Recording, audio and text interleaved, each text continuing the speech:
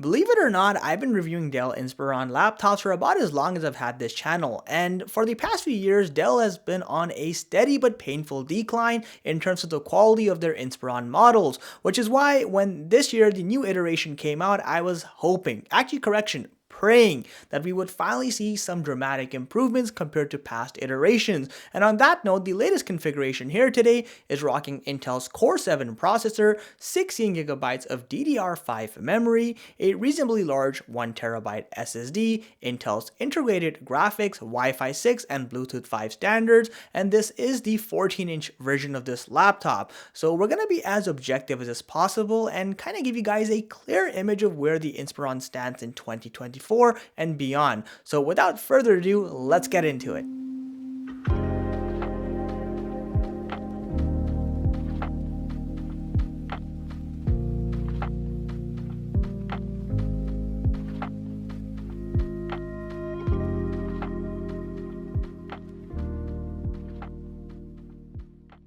If you didn't know any better, you wouldn't even know that this is a Dell laptop box. I mean, there's literally no packaging, though from an environmental perspective, that's actually kind of a good thing. Anyway, once you open up the box itself, inside, behind some protective packaging, you have the Inspiron 14 in that stunning ice blue color. More on that in just a bit. You also get the addition of a standard 65-watt charging adapter, though unfortunately still no USB-C, which is kind of sad at this point. You have the standard wall-outlet charging cable piece, and then of course some basic documentation. Design-wise, the Dell Inspiron 14 is definitely one of the better looking mid-range laptops in 2024. I mean, that ice blue color looks absolutely stunning and truly matches the design language of this laptop. With that said, we do have a semi-premium finish here, meaning the top half is a metallic exterior, while the rest of the body is a standard plastic finish. Now, the laptop is generally speaking very sturdy and really well built again for a mid-range machine. So you do have a weight just shy of 3.5 pounds, putting this slightly above average for a 14-inch form factor, but not too heavy. Starting with the top side, like I said, a clean metallic exterior, no unnecessary textures, and I also like that Dell doesn't go over the top with their branding now. You can just barely see the Dell logo here, especially if you have it under more white tone lighting. On the sides of the laptop is where you'll find all the ports, and while port diversity is pretty good, standards are nothing to brag about. So on one side you do have a DC charging port, followed by a dated HDMI 1.4 port. Next to that you have a USB-A super speed port, and then you have a Type-C port, which thankfully has DisplayPort 1.4 as well as power delivery functionality. On the other side, you have one more USB-A super speed port, the good old headphone jack, and to my pleasant surprise, a full-sized SD card reader slot, something that's quite rare on 14-inch devices nowadays, so shout out to Dell for including that. The bottom side of the laptop is removable. It's a plastic lid essentially. You do have a nice long air intake vent, and then you'll also notice you do have two subtle speaker grills on either corner of the laptop. When you unfold this laptop, I want you to just imagine for a moment that Dell goes out of the way to develop a brand new color that looks absolutely stunning, and then they sticker the crap out of the palm rest, which just totally ruins the look. I mean, it's like spilling red wine on a clean white shirt purposely. Why? I don't know. Nonetheless though, you do have a decent amount of space on the palm rest, and overall that ice blue color really does look nice, seriously.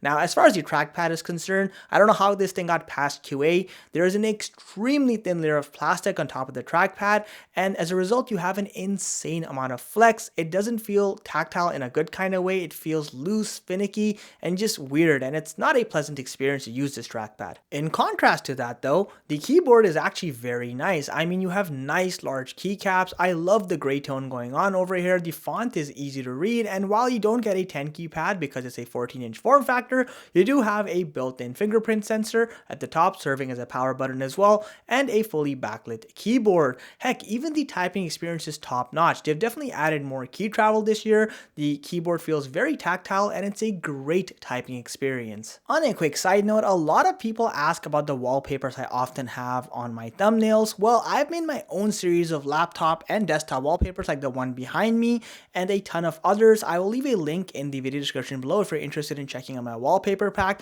But anyway, back to the review. Dell continues to use the same two-tier hinge mechanism, which isn't bad all things considered. It doesn't have a lot of wobble, and for the most part, it's pretty durable. Now, the display fitting still has a plastic encasing, but that's standard with mid-range machines. So you have a relatively thin chin at the bottom, though it is somewhat noticeable. The bezels are nice and narrow with modern day standards in mind, and then at the top, again, a relatively thin forehead, which isn't too noticeable. Now, at the center of that, you do have a full HD webcam, which actually isn't bad either. It does well enough in low to medium light settings and should get the job done. Depending on where you are in the world, you may have the option to choose between two distinct displays, so a standard full HD display or a higher tier 2.2K display, which is the one we have on this configuration, which gives us a resolution of 2240 by 1400, a sweet aspect ratio of 16 by 10, though unfortunately we still get a base refresh rate of just 60 Hz, which kind of sucks to be honest.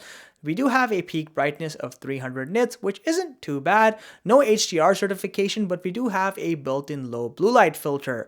Now, as far as color rating is concerned, we have a 100% sRGB rating here, which means for the most part, the display looks flush, vivid, and it's pretty nice for creative purposes. My advice, if you have the extra budget, do consider upgrading to this display configuration because the base Full HD display only has a peak brightness of 250 nits and a color rating of just 45% NTSC, which is less than ideal. A quick recap of the performance specs we have here. So we've got Intel's Core 7 150U low wattage processor, 16GB of DDR5 memory, and Intel's integrated graphics. Depending on where you are in the world, you can save a couple of bucks by getting the lower end Core 5 processor and 8GB of memory. Now, day-to-day performance is obviously going to be super snappy with this chipset, so whether it's surfing the web or crunching some Word documents, you'll be just fine. More demanding activities like programming and coding are also quite proficient with a device like this, and I don't have any problems. Now, doing activity like 3D studio rendering, for example, might be a bit of a problem. Without a discrete GPU, you just don't have that kind of horsepower, and you may want to consider a more powerful laptop. When you really push this laptop to its limit by trying to do 4K multi-layer editing, based on our test, it's just not up to the task. You're going to get frequent frame drops, and occasionally the program might even crash if you put too many layers. However, you can definitely do full HD video editing with this laptop in its current specifications, and you'll be fine with programs like DaVinci Resolve. Now, as far as gaming performance goes, I was hoping better results with Intel's new generation of integrated graphics. However, I'm still finding that there are a fair bit of frame drops when you're playing casual games like Fortnite, even on lower to medium settings. This might improve over time with software updates, but as it stands right now, this laptop is not too good for casual gaming. Thermals are a weird story. So on one side, we're seeing great improvements. For example, under unrealistic peak loads, we only hit a maximum surface temperature of around 39 degrees Celsius, which is way better than previous generations. And more realistic sustained loads yield around 36 degrees Celsius, which again is a very reasonable number.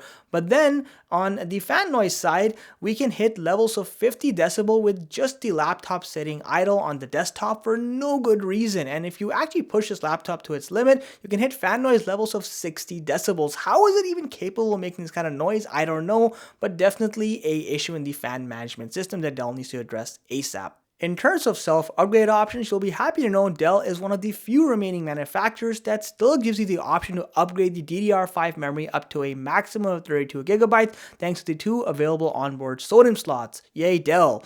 And you can also upgrade the M.2 storage provided you don't already have the 1TB configuration, because that's the maximum you can go. We get a 54 watt-hour battery here, but we only get about 7.5 hours of runtime on a single charge for general activities. This is largely due to the fact that the fans are constantly running, which probably is extensively draining the battery a lot faster than it should be.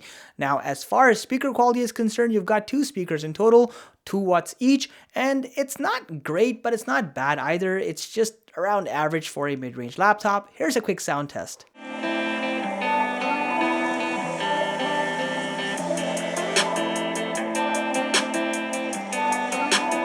Sometimes you gotta let them go.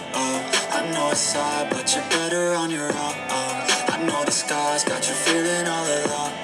I know it's hard, but you gotta let them go. Say it with me, everything is With a price tag of $800 for the configuration we have here, the Dell Inspiron 14 definitely cements itself as a mid-range laptop. Some might even argue it's in the upper mid-range price segment. However, no matter how you see this laptop, it's definitely a lot better than its past iterations and has shown some degree of improvement. I mean, the build quality is better, love the new color, the fact that you can upgrade to a slightly better display is also a nice touch, and you get some great self-upgradability option, which is a rather rare feature these days. However, on the contrary, performance, while better than past iterations, is still not as good as some of the competitor laptops that have similar specifications, and I still find that the laptop has certain thermal issues, such as an extremely loud fan for no good reason. Despite all this, I think the Dell Inspiron 14 is now once again a good laptop, albeit not a great one. If you can find this machine on a decent deal where it's about $50 to $100 off the price I just mentioned, I think it's a solid bargain.